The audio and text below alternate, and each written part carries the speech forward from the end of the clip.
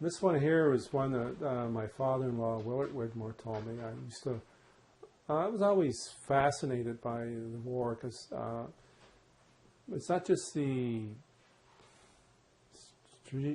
tactical part of it, but my father, when he came home from the war, worked for the DVA, and the office was in the house, and a lot of his friends or people that went there were veterans, so I knew literally dozens and dozens of them.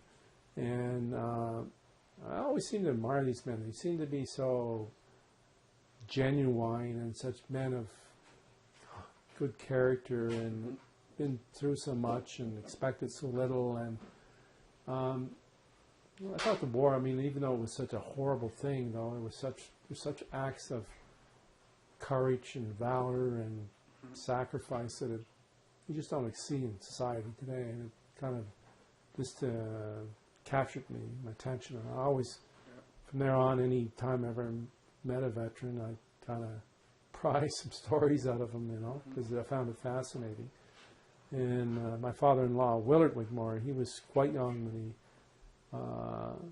joined the Army. He was probably too young. I think he joined at 17, was sent to the front at 18.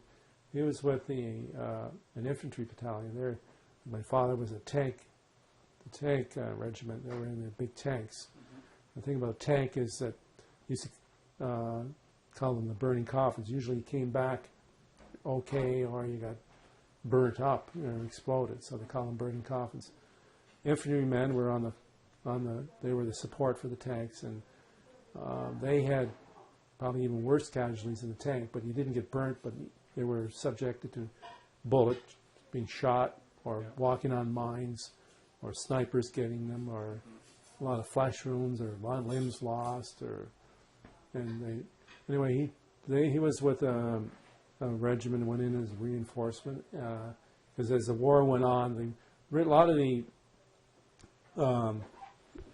Army, it was, when the war started, you had your, what you call a permanent force regiment of Army, and they were made up of regiments that were full-time professional soldiers, and then you had, like they do today, militia reserve units that were like part-time people that were civilian soldiers, and when war broke up, they were mobilized, was the term they used. They were made into permanent soldiers. So you had all over Canada these different reserve regiments, and the Algonquin Regiment was one of those. They were from their headquarters was North Bay, so a lot of the original people that were in that regiment were from like Kirkland Lake, Timmins, North Bay, that area.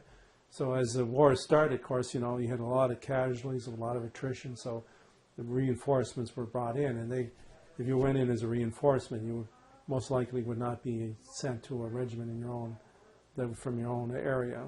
You could be sent wherever you were needed.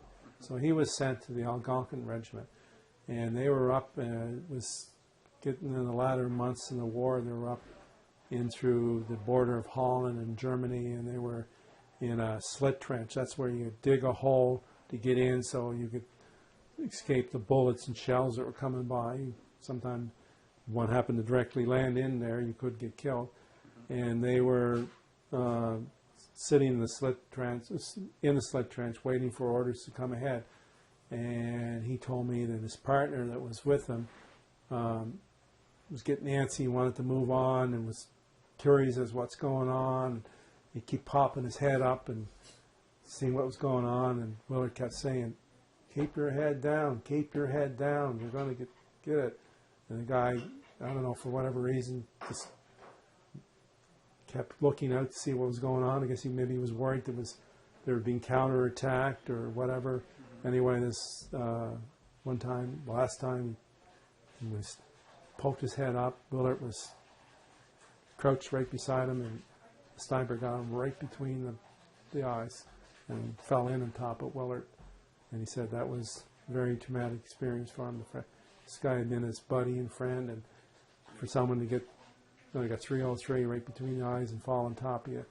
And I remember he said his name. I remember looking it up later on the Canada War Graves Commission. He told me his name, and I looked it up, and he was not far from here. He was from Guysborough County, Nova Scotia. I often wondered I don't know if Willard wrote his parents. Most likely he did. And I'm sure he has relatives that are still living over there. I wonder if they ever knew what happened.